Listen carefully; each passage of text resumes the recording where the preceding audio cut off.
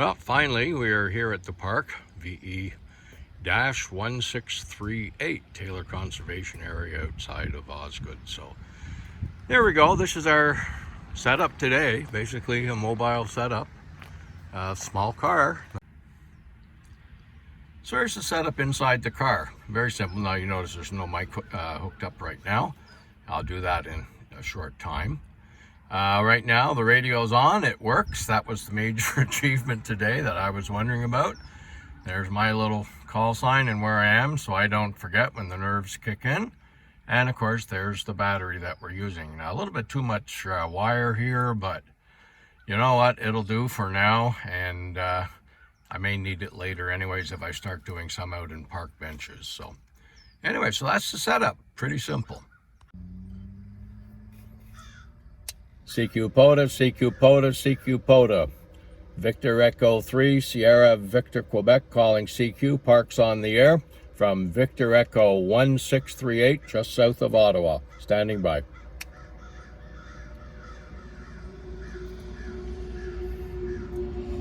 CQ Pota, CQ Pota, CQ Pota. Victor Echo 3, Sierra Victor Quebec. Victor Echo 3, Sierra Victor Quebec calling CQ, parks on the air from Victor Echo 1638, standing by. Well, that's it.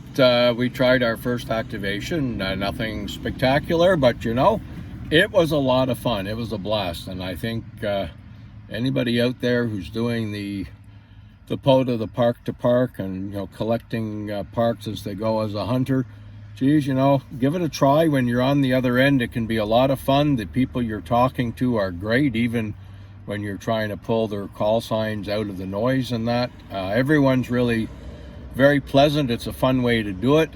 Was this activation successful for Park Victor Echo 1638, which is the Taylor Conservation Park near Osgood?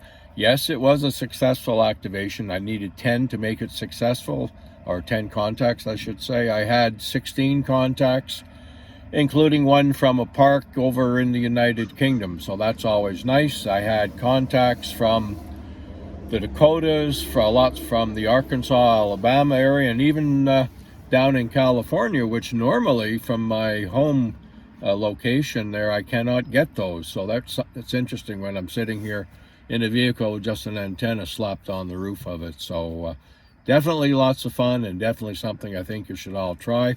All of my contacts were on the 20 band. 40 was absolutely dead for whatever reason. I wasn't hearing anything, and no one was hearing me no matter what part of the band I went into. So I went up to the 20 meter band, and in 56 minutes had 16 contacts. So there you go. Now, one of the things that I personally miss on some of the videos I see where people have activated various sites, and that is what I call lessons learned. Did everything go right? Probably not. There's probably something that you learned from that episode. And when you're brand new at this, like I am, and many of you, sometimes the lessons learned are even more important than the wonderful pictures or listening to you call CQ. So I've added this section. It's called Lessons Learned. Just a few points that I picked up doing this first activation. I imagine there will be others in other activations, and same thing for equipment used. Very often, other than people say I'm using such and such a radio, and somewhere in the video they say I'm using this antenna, I thought it would be a good idea to include sort of a little section in the film so you can always freeze it if you want and see what it was I was using. So lessons learned. Number one, don't overthink it. I think that was my issue. I tend to be someone who gets into planning, and oh my goodness, the amount of planning, the weeks and weeks of planning that went into what was essentially a 1.5 to 2 hour activation. I mean, it was crazy. So like I say, don't overthink it. The priority is to get yourself ready and get out there.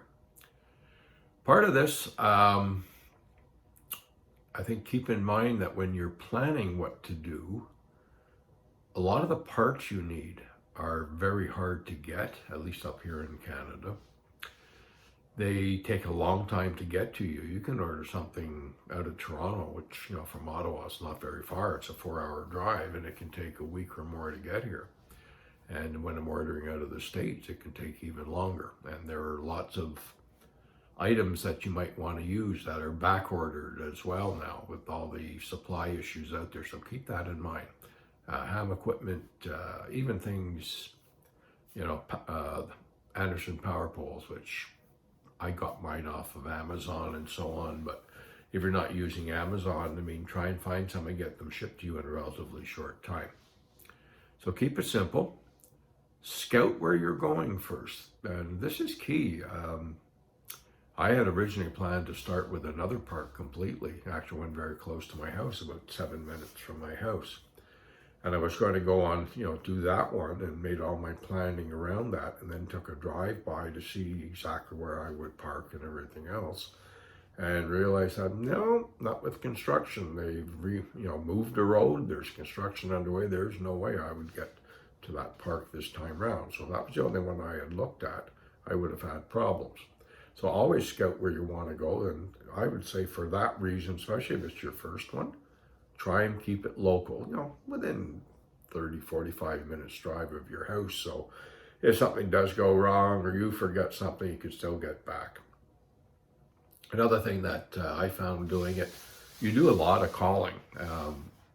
You know, you look at the video and someone makes 2 calls and all of a sudden, wow, there's somebody there answering. It really doesn't work that way.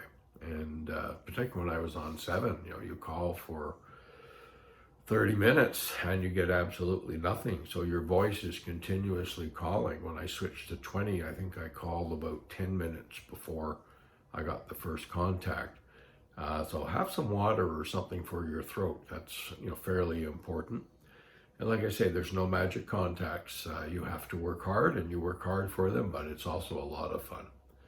And again, be yourself. Don't try and be someone on the air because you're, you know, calling Pota or doing Pota and you're someone special.